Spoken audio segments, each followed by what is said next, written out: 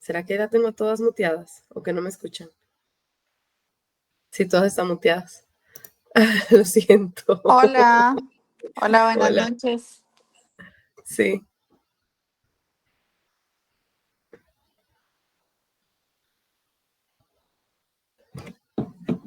Ok. Compartir.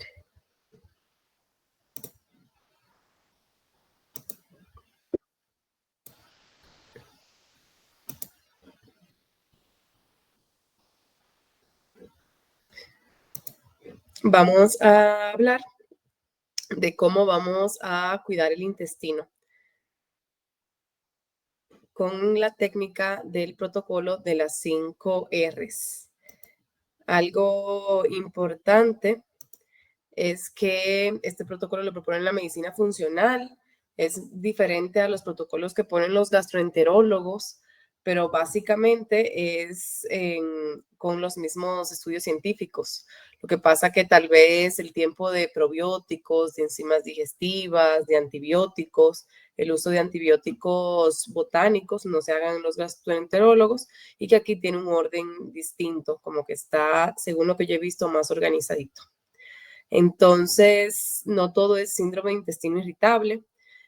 Es muy normal que cuando las personas están teniendo mucha sintomatología gastrointestinal, como gases, pedos, heces inconsistentes o muy líquidas, o tienen mucho dolor abdominal después de comer, se les dice el diagnóstico tiene síndrome de intestino irritable. Y ahorita en la medicina funcional sí vemos muchos casos de permeabilidad intestinal y disbiosis intestinal. También en la presentación de hoy voy a hablar de SIBO, tanto el SIBO de bacterias metanogénicas como el de hongos, colitis nerviosa, dispepsia.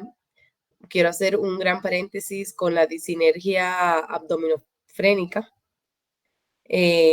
porque esto tiene mucho que ver cómo se manejan los músculos de la pared muscular, abdominal con los músculos de la sombrilla diafragmática. También un paciente con síntomas gastrointestinales pueden que sean muy cortos, de corta duración, y sean por virus o bacterias. También puede ser causado por el Helicobacter pylori, que es bastante, se puede decir que peligroso, por la inflamación de bajo grado que persiste por mucho tiempo, y como esta inflamación también que causa el Helicobacter pylori en algunos casos predispone a cáncer gástrico. También pueden ser infecciones por salmonellosis o campylobacter, el Clostridium difficile, hablando de bacterias que hacen como una infección seria. Cuando hay un SIBO son de bacterias negativas, pero no con tanta repercusión sintomática como estas bacterias que están aquí abajo, Salmonella, Campylobacter, Clostridium. Un SIBO es un sobrecrecimiento de bacterias negativas, digamos, en el intestino delgado.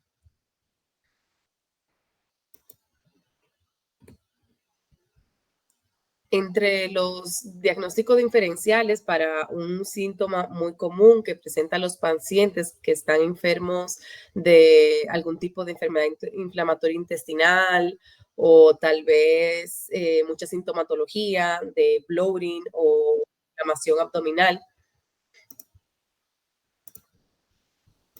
Están las no gastrointestinales, las gastrointestinales y las relacionadas al eje intestino-cerebro.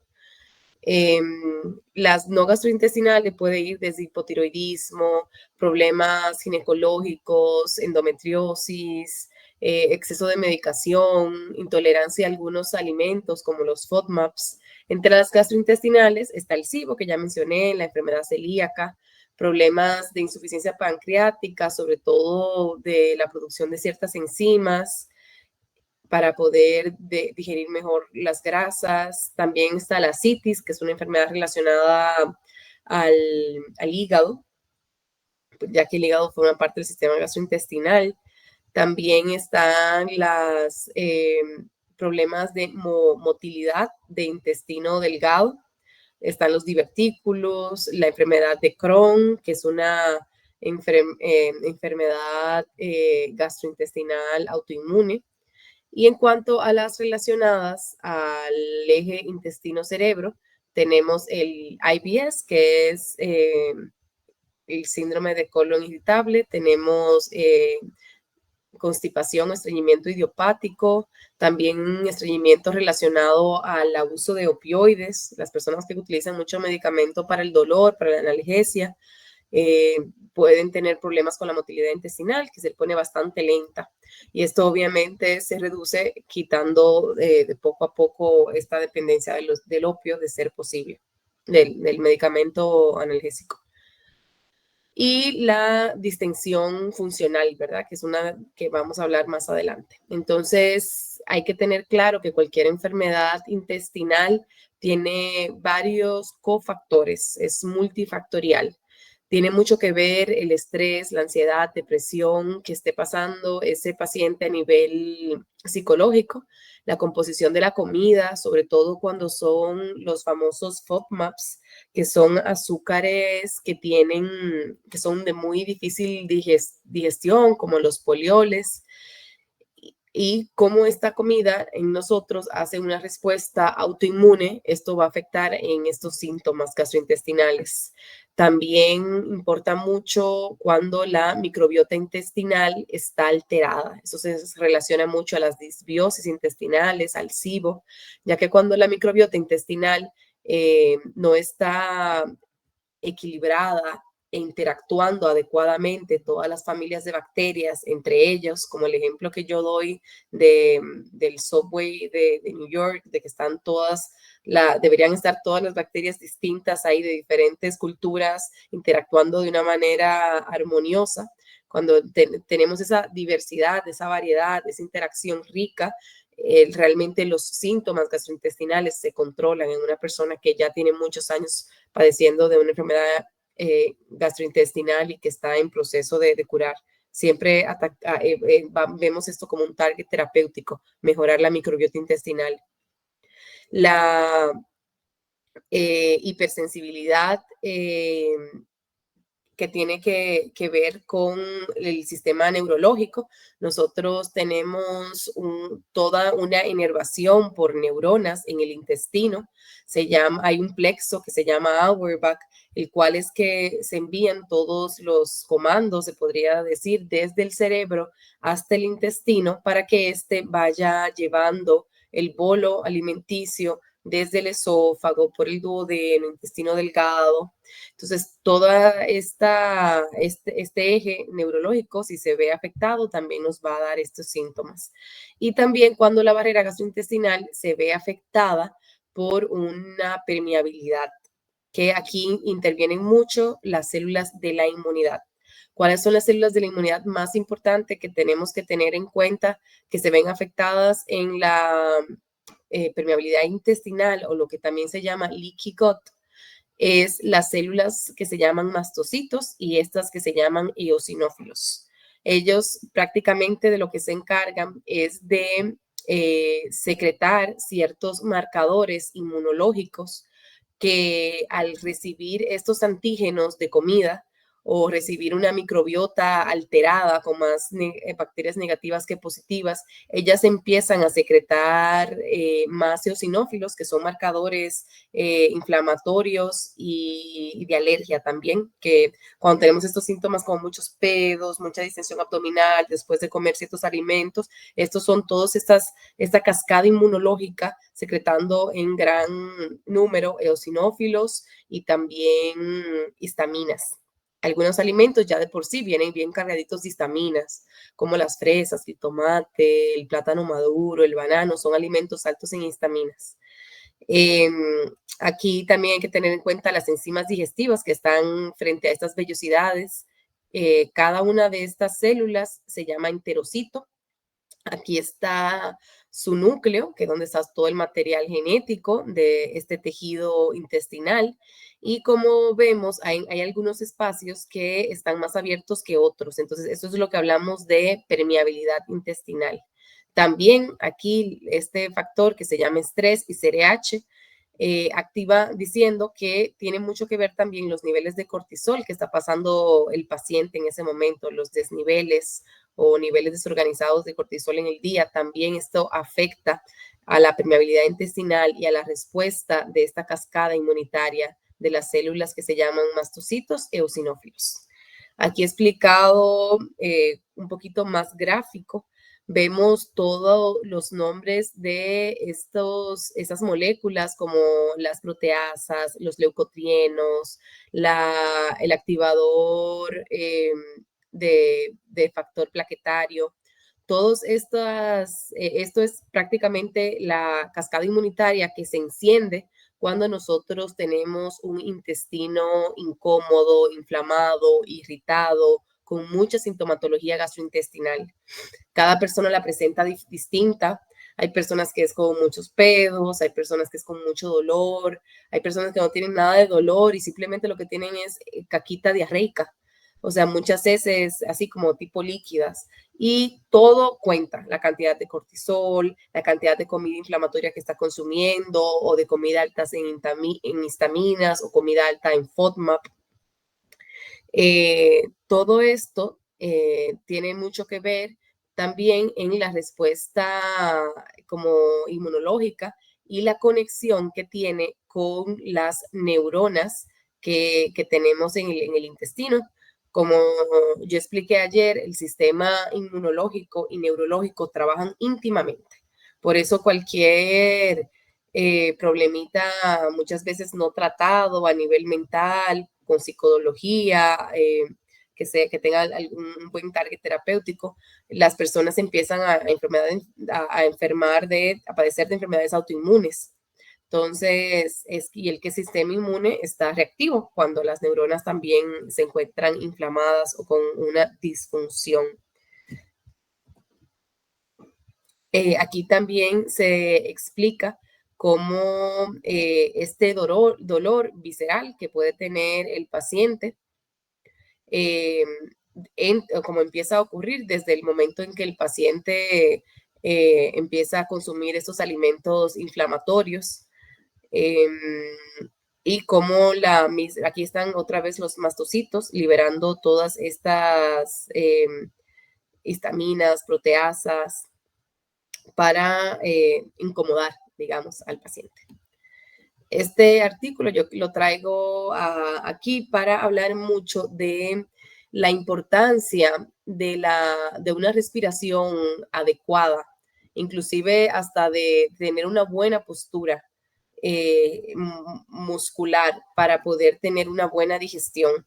Y es que cuando nosotros estamos deglutiendo, uno juega con los músculos diafragmático y de la pared muscular. Y lo ideal es que en la acomodación este músculo diafragmático lo que haga es que esté elevadito y la pared abdominal, el conocido como six-pack, ¿verdad? Los rectos abdominales estén en una posición como tónica, ¿verdad? No hipertónica y no muy relajada. Porque cuando está hiper relajado, que aquí también interviene mucho la parte neuronal que mencioné anteriormente, y cuando la sombrilla diafragmática más bien está como con una contracción hacia abajo, empujando el estómago para abajo y todos los intestinos para abajo, entonces esto causa que se relajen. Y en esto ayuda mucho, inclusive terapias como que hacen los osteópatas, inclusive hacer ejercicios de respiración. En este estudio, esto es lo que llaman al final como una de las soluciones, que el paciente trabaje el piso pélvico, que trabaje con ejercicios de respiración, que trabaje contracturas musculares inclusive de la espalda. Entonces, ¿qué propone el protocolo de las 5 R's de la medicina funcional para sanar un intestino? Siempre lo comparo con este sistema que tienen las personas que reciclan, que es como reciclar, reparar, restaurar. Me imagino que de ahí tomaron la idea. Este protocolo ya tiene varios años utilizándose. Inclusive yo desde el inicio de la práctica fue uno de los que me ha gustado más aplicar en pacientes por lo usual de la sintomatología gastrointestinal y los buenos resultados que he obtenido. La primera R es retirar los estresores de la dieta, sea en nombre de la individualidad, que siempre, de la bioindividualidad, que siempre debería ser cualquier tratamiento con un paciente. Podrían ser quitar FODMAPs, quitar comida inflamatoria, quitar lácteos. En la medicina integrativa hay muchos escritores que llaman los 5 o los 3 monstruos blancos, dirigiéndose al gluten, al azúcar, a los lácteos, a la sal, como estos alimentos altamente inflamatorios y que sin darnos cuenta están en todos los alimentos, o sea, ultraprocesados. Y las personas lo consumen de manera excesiva sin darse cuenta. Entonces, lo principal sería remover estos alimentos y ver inmediatamente, inclusive las primeras veces que se hacen esos protocolos, cómo el paciente realmente mejora solamente haciendo este paso, retirando. También aquí retiramos un exceso de bacterias negativas, un exceso de medicamentos que el paciente no necesita. Hay veces que pacientes alérgicos ya se toman una loratadina en automático, sin tienen o no alergia por años, o el tan temido Nexium o los inhibidores de bomba de protones, una toma así de hace años que ya le hace bastante daño al estómago, quitándole toda la acidez natural que debería tener el estómago. Y también, ¿por qué no? Parásitos, que tenemos muchos. En la segunda R es reemplazar. Y esto es basado en que el estómago produce ciertos ácidos y pepsinógenos, los hidrogeniones, por ejemplo, para poder empezar a romper la comida, ¿verdad? Que son enzimas digestivas. Entonces, de una manera u otra, un intestino, un estómago que está inflamadito con una gastritis, debería más bien descansar de esto y nosotros aportarle enzimas naturales, como la papaína, la bromelina, la lactasa, la pectina, inclusive los sulforanos sirven como enzimas en este caso. En la tercera R, reinocular. En la reinoculación hablamos de dar soporte y crecimiento a las bacterias positivas. Normalmente a mí me gusta en esta parte utilizar bifidobacterias, ya que los lactobacilos, en algunos casos, ciertas preparaciones que tienen muchos lactobacilos, realmente lo que nos puede causar es una también hipersecreción de histaminas. Entonces hay que ver bien cuáles familias de lactobacilos se utilizan en esta parte de reinoculación para sanar un intestino enfermito. También podría el uso digamos, fermentos naturales bien cuidados, ¿verdad? La fuente como kombucha, kefir, el chucrut, las zanahorias fermentadas, yogur, miso, tempeh, en la medida en que el paciente sepa que es seguro y no abusar de ellos. Esto sí con un poquito de discreción y de individualidad de cada paciente, porque si el intestino está muy inflamadito, esto no lo tolera y más bien le causa mucho más gases. Esta fibra fermentable le cuesta absorber. Luego viene la cuarta R, que es la de reparar. Y aquí, digamos, es que la medicina funcional es es que es grande, se podría decir, porque es utilizar todas estas vitaminas y antioxidantes que tienen mucha evidencia científica que ayudan a sanar un intestino, como tener niveles óptimos de zinc, de vitamina D, de omegas, de vitamina E, D, K, C, inclusive aminoácidos como la glutamina y la glicina, y todo esto prácticamente está en el caldo de hueso. O sea, muchos de todos esos antioxidantes que yo acabo de decir están en un caldito de hueso preparado en casa. Entonces, aquí en la parte de reparar, yo que realmente no me gusta usar de suplementos con mis pacientes, siempre les sugiero preparar su caldito de hueso o conseguir uno listo ya, comprarlo de una buena fuente, ojalá grass-fed. También en esta parte ayuda mucho lo que es el aloe, preparado en casa, que no tenga azúcar, obviamente. Hay muchas también infusiones como la de regaliz. La de regaliz es un antiinflamatorio que la medicina tradicional china nos ha regalado y funciona bastante bien. Todo lo que son, le dicen sour, como hierbas amargas, Esto ayuda mucho a reparar la barrera gastrointestinal cuando estamos cursando con una disbiosis o una permeabilidad importante utilizada en ciclos. En cuanto a reequilibrar, eh, es prácticamente la parte en la cual todos los factores del estilo de vida del paciente importan.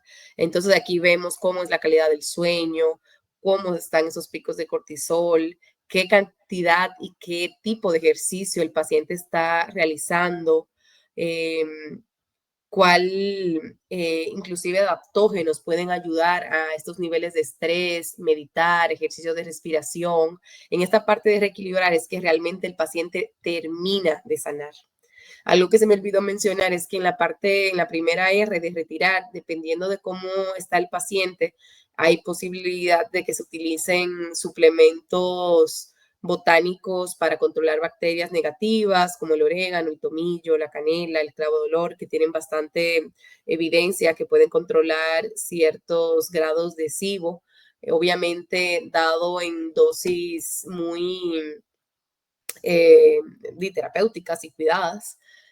O inclusive también podríamos utilizar los azoles para controlar un sobrecrecimiento de levaduras como la famosa cándida. Aquí yo tengo este diagrama que he utilizado como por 3 años, ya tengo que renovarlo y mejorarlo, en el cual yo explico las R's por color. La primera R, que es retirar, que según cada paciente va a tomar días distintos. Esto es una explicación, digamos, así abierta para que se pueda aplicar a muchas personas. En la R removemos microbios, removemos alimentos problemáticos, removemos estreñimiento, si el paciente lo tiene. Si es diarrea, no se utiliza nada de esto. Luego, para reemplazar, como ya mencioné, la betaína es una enzima muy importante que viene del betabel o remolacha y ayuda a devolver la acidez en esos estómagos que están hipoclorídricos por un abuso de antiácidos. En la R de reparar, el caldito de hueso, la quercetina, la glutamina, la vitamina D3, el omega, el regaliz. En la parte de repoblar, probióticos específicos para cada caso, para cada paciente. Y la parte de rebalancear pueden ser raíces, pueden ser setas adaptógenas, pueden ser cambios en el estilo, puede ser apuntarse en una clase de yoga 3 días por semana. Aquí cada paciente se le valora de manera distinta. En total, el proceso en cuanto a tiempo de sanar un intestino no es un mes y no son 6, o sea, sí podríamos hablar de 4 a 6 meses para realmente sanar un intestinito enfermo que haya tenido muchos años de todos estos síntomas. Es mucho esfuerzo del paciente, es mucho compromiso, es entender una manera distinta de sanar, ayudándonos de la naturaleza, de suplementos naturales, de cambios de hábitos, de dietas de eliminación. Hay aquí algo que me gusta aclarar. La dieta de eliminación es lo más importante, es la reintroducción de estos alimentos, que hay personas que se pueden reintroducir a los 30 días, a los 40 días, a los 50 días, siempre un solo alimento cada tercer día. Y esto es distinto, hay personas que ni siquiera necesitan mucho la retirada de alimentos inflamatorios porque no es tan grave su caso. Hay algo que a mí me gusta que todos se queden y es que hacer cambios en el estilo de vida es lo que realmente nos va a ayudar a sanar desde la raíz cualquier enfermedad. Esta era la charla de hoy. Realmente ayer habíamos terminado prácticamente. Solo me faltaba terminar de explicar el protocolo de las 5 R's. Alguien me preguntó ayer que si de casualidad se puede hacer en un orden distinto y claro, totalmente que sí. Cada paciente es una página muy, muy distinta al otro paciente. O sea, ningún paciente se debería tratar de manera no individualizada, que es algo que ahora se ve mucho en la medicina convencional y es lo que trata de, de, de cambiar este tipo nuevo de medicina alternativa. No sé si tienen alguna pregunta o si lo dejamos hasta aquí para dejarle el video a las chicas. Cualquier pregunta, súper bienvenida. Yo tengo una, Ujú, ujú. pero es más que todo enfocada. A ver, yo he sufrido del estómago desde que tengo idea, o sea, desde que me acuerdo. Entonces, pero se me empeoró mucho. Bueno, yo digo que se me empeoró mucho después de mi embarazo. Entonces, bueno, ya mi hijo va a cumplir casi 5 años, ¿verdad? Entonces han sido 5 años muy, muy duros en ese sentido. Em, entonces, digamos, mi primera pregunta es como si eso está relacionado. O sea, digamos, como Los cuando... cambios hormonales, sí, claro. Los cambios hormonales tienen, o sea, por ejemplo, me imagino lo que pasaste en lactancia, el estrés Ujú, emocional, un posible postpartum blues o una depresión postparto, o sea, muchas situaciones así hormonales, el cortisol es una hormona, ¿verdad? ujú, Sí ujú, puede empezar, pero sí cuando uno hace un abordaje en medicina funcional y ver todo lo que ha pasado el paciente desde la infancia, siempre vamos a encontrar datos. Un ejemplo, como así, a mí siempre me daba unas infecciones de garganta. A mí me ponían penicilina benzatínica casi todos los meses. O me pusieron, ajá, y esos son datos muy importantes porque ya desde muy pequeña la microbiota intestinal sufrió mucho. Y después ujú, así va sacando más datos, como, ay, después tuve una pareja que fue muy tóxica y duré 2 o 3 años llorando, o sea, una depresión terrible. Entonces ya aquí tenemos otro factor. O sea, no creo que solamente haya sido el embarazo, sí creo que tal vez tenías síntomas antes más pequeñitos y no te dabas cuenta, o sea, hay que ver mucho cómo fue ujú. y cómo lo has tratado también estos 5 años, porque imagino que sí has buscado soluciones, Sí, si han sí. sido parches, si han sido más bien ayudas y estás en un proceso de realmente sanar el intestino. Yo creo que debería de comenzar. Yo fui donde, o sea, sí he ido a buscar, o sea, fui donde un alergólogo y me dijo, sí, usted es alérgica a un montón de cosas. Pero la recomendación, digamos, si era como lo que usted decía, la recomendación del doctor fue deje de consumirlo 2 años. Y nos volvemos a hablar en año y medio y revisamos a ver cómo siguió. Pero, digamos, eso es como súper complicado. ¿Cómo hace uno para, digamos, dejar de consumir un alimento 2 años enteros? Yo sé que es como mucho compromiso, pero también creo que falta como esa Educación y repostería. seguimiento. Ajá. Sí, sí, y también, hombre, tú lo vas a decir a una persona que no consuma gluten, lo ideal es que mínimo le des un recetario de 100 recetas sin gluten. Sí, sí, porque es O complicado, dónde buscar ¿verdad? las recetas. Ajá. Sí, Sí, sí. y lo otro es, digamos, porque yo tenía cita pronto donde un gastro, pero ya habiendo escuchado, digamos, durante todo este mes, ya no estoy convencida de ir, porque entonces no quiero ir y que me diga, tómese la Salevian Duo o tómese tal tratamiento durante 30 días y veamos a ver cómo está. A ver, no le quito mérito a ningún médico, Sí, claro, claro, claro. porque No, y tienen resultan, su... a muchas personas sí les resultan, o sea, la medicina convencional es para muchos y la funcional también. Muchas veces hay personas que inclusive le va muy bien con las dos, que es lo como debería ser. Sí, Sí. entonces sí estaba pensando si más bien hacer el cambio y También depende, revisar como otras hay que ver cosas. si necesitas también alguna gastroscopía o una colonoscopía, si hay hemorroides, si hay sangre en heces, porque eso es algo que solamente ellos pueden hacer, ¿verdad? Ok, ok, ok, ok. Cualquier abordaje de medicina funcional siempre piensa en estilo de vida, o sea, vamos a enfocarnos mucho en la salud gastrointestinal, pero sí también yo voy a ver las hormonas, el estado de ánimo, la calidad de sueño.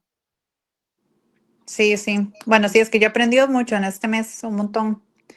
Qué bueno, me Entonces alegra ahí, mucho. sí, no, más bien muchísimas gracias y ahí después la contacto. Está bien. Andrea. Sí, Penny, quería preguntarle, bueno, tenía no comprendí más bien lo que es el SIBO. Y lo otro era que si comer alimentos que están un poquito pasados, como que están en esa transición de que todavía están bien, que Que empezaron a pudieran un fermentar. día más y ya están, ¿verdad? Eso qué tan, o Te sea, voy a siempre he explicar, tenido te esa voy a como esa explicar. pregunta. Te voy a explicar algo muy importante. Lo primero es que el SIBO es un sobrecrecimiento de bacterias en el intestino delgado. Y es un término bastante viejo, pero que hasta hace como 3, 5 años se ha empezado a acuñar y a darle la explicación a por qué tantas personas con tantos síntomas gastrointestinales y por qué también tantas cepas ahora de probióticos ayudan a tratar esto. Entonces, cuando hablábamos de microbiota, hablamos de que hay una flora o una cantidad de bacterias que son positivas y beneficiosas y que hay una muy pequeña cantidad de bacterias, todas esas bacterias tienen nombre, apellido y yo siempre digo número de placa. O sea, Lactobacillus coagulans DE111. Entonces, ese es el número de placa específico de esa bacteria. Es una bacteria positiva que ayuda al metabolismo de ciertas grasas, de ciertos carbohidratos, por ejemplo. Entonces, hay personas que las bacterias negativas, por ejemplo, la Klebsiella, que es una bacteria, o una E. coli enterotóxica, están en aumento. Y cuando ellas aumentan en crecimiento y le ganan la pelea, digamos, o la batalla, o el equilibrio a las positivas, eso es un SIBO. Y o sea, es bastante característico. Un ejemplo, un paciente con mucha distensión abdominal, muchos pedos que huelen raro, caquitas inconsistentes, a veces mucha diarrea, a veces estreñimiento, se sienten, la mayoría de comida le cae mal, no está relacionado a un tipo de alimento en específico. Pueden que se mejoren por rato cuando se toman X probiótico, pero se lo dejan de tomar y vuelven.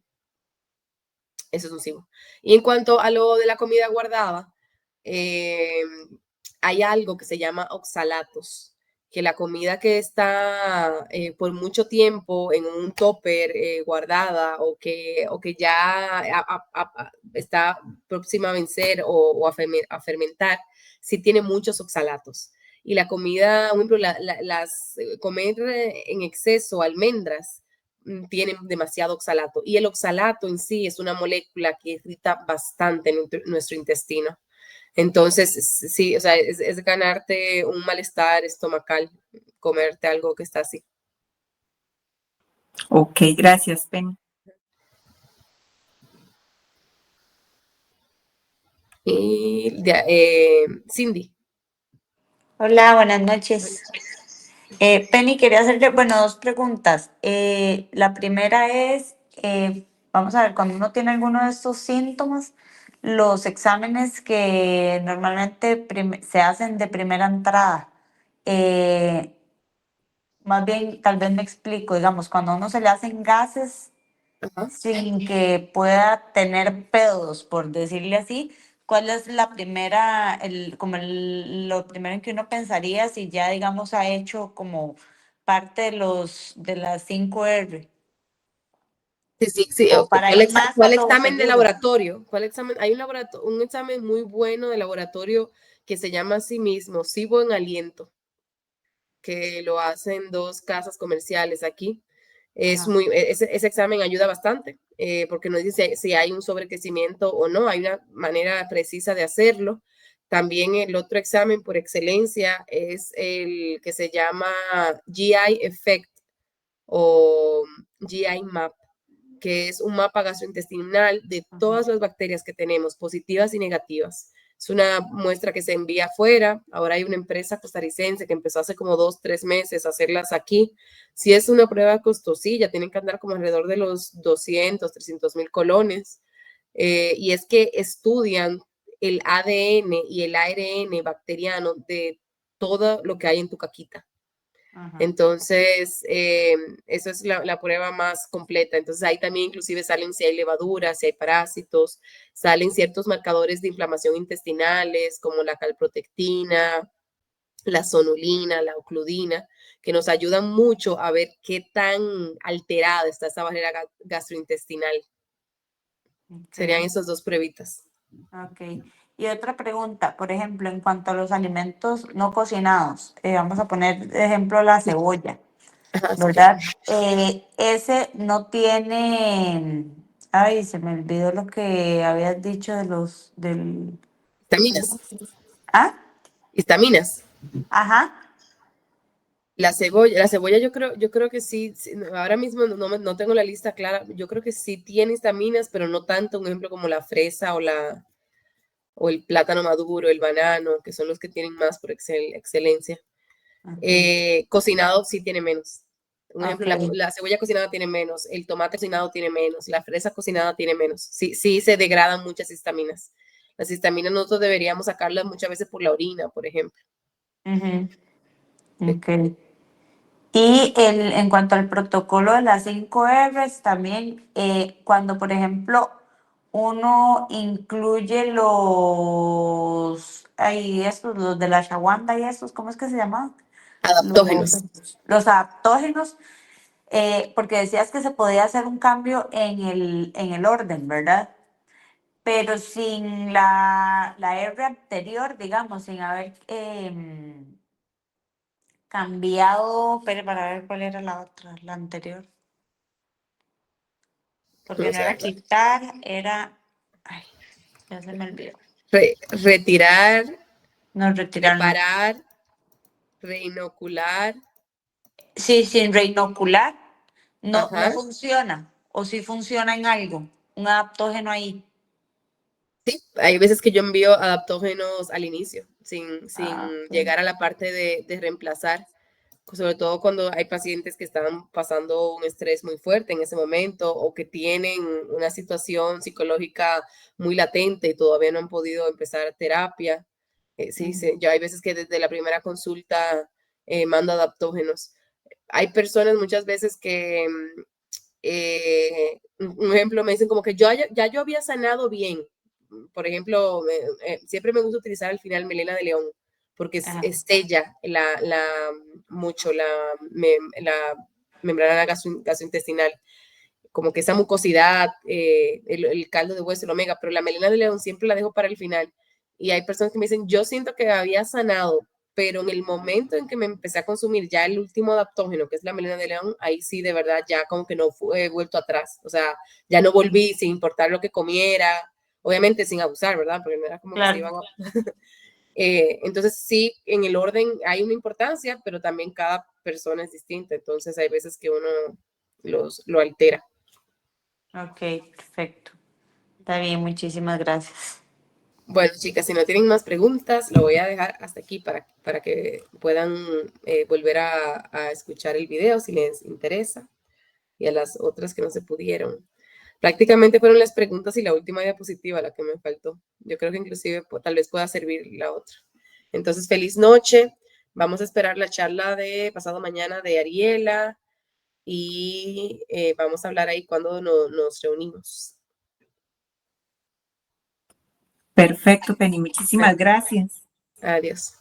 Súper bien. Gracias. Hasta Buenas luego. Adiós. noches. Gracias, buenas Gracias, noches. buenas noches. Buenas noches.